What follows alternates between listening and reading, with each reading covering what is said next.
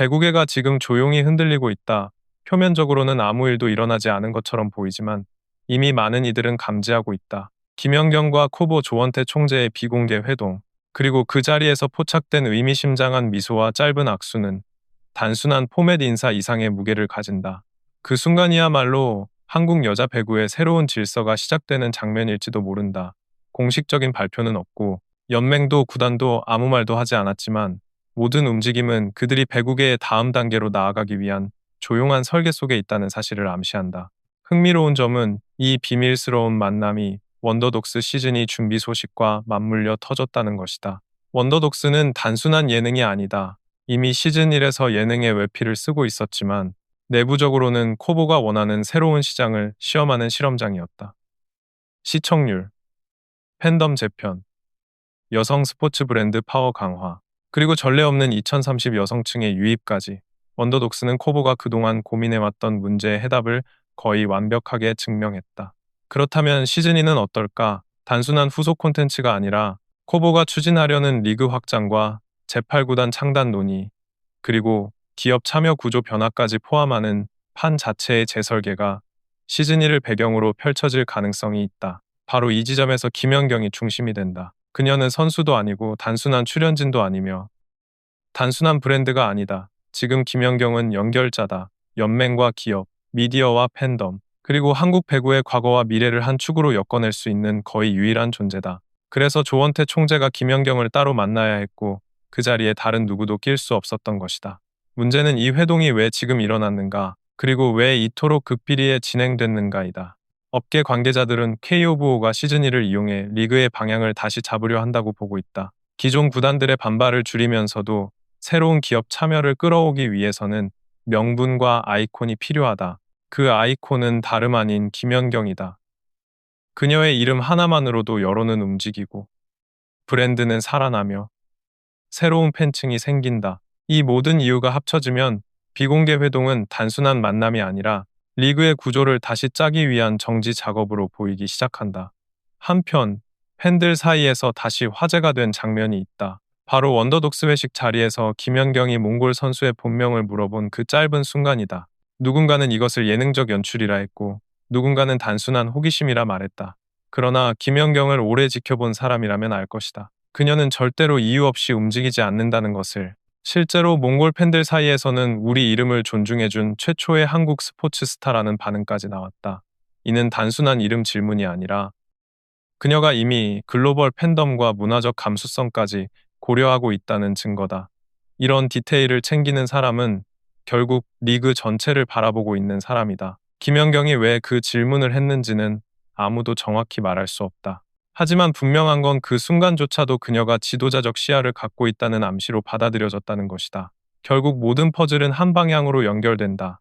비공개 회동, 시즌2 준비 분위기, 글로벌 감수성, 그리고 조용히 확장되는 팬덤.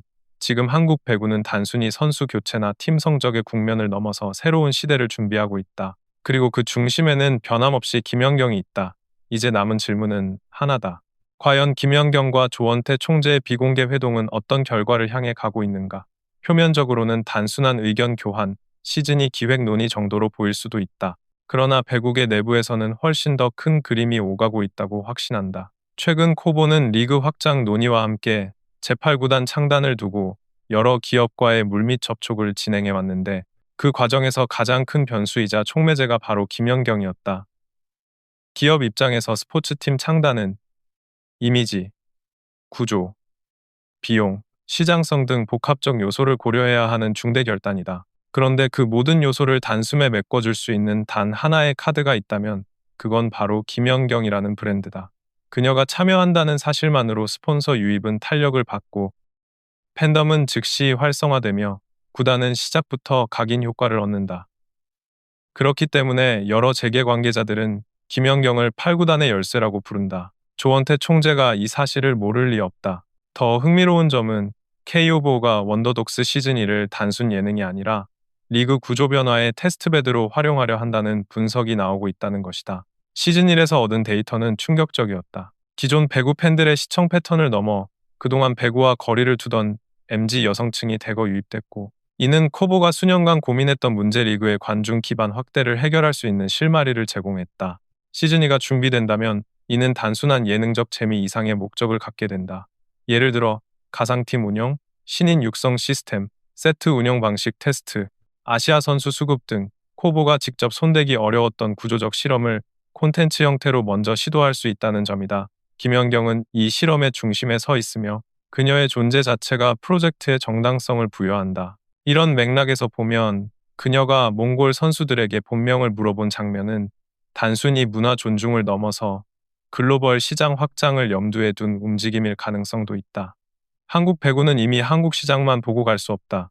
V리그는 동아시아, 동남아시아, 몽골, 중앙아시아 팬덤까지 확대되며 새로운 성장 국면을 맞고 있고, 김연경은 그 확장의 상징이자 교두보다 해외 팬들의 감수성까지 고려한다는 사실은 그녀가 단순 출연자가 아니라 콘텐츠 전략가의 역할까지 수행하고 있음을 보여준다. 이러한 흐름을 종합해보면 원더독스 시즌2는 코보의 큰 계획 속에서 매우 중요한 파트를 맡게 되고, 그 중심에는 여전히 김연경이라는 존재가 흔들림 없이 자리한다. 조원태 총재가 그녀를 따로 불러 회동을 가진 이유도 단순 존중이나 의견 청취가 아니라 배구계의 다음 단계로 나아가기 위한 파트너십 구축이라는 해석이 설득력을 갖는다.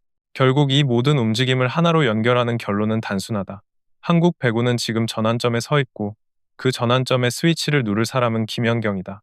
시즌2의 방향성, 신생 구단의 향방, 기업 참여 구조, 글로벌 팬덤 전략, 심지어 차기 지도자 구상까지 수많은 퍼즐 조각이 그녀라는 하나의 중심점을 향해 모이고 있다.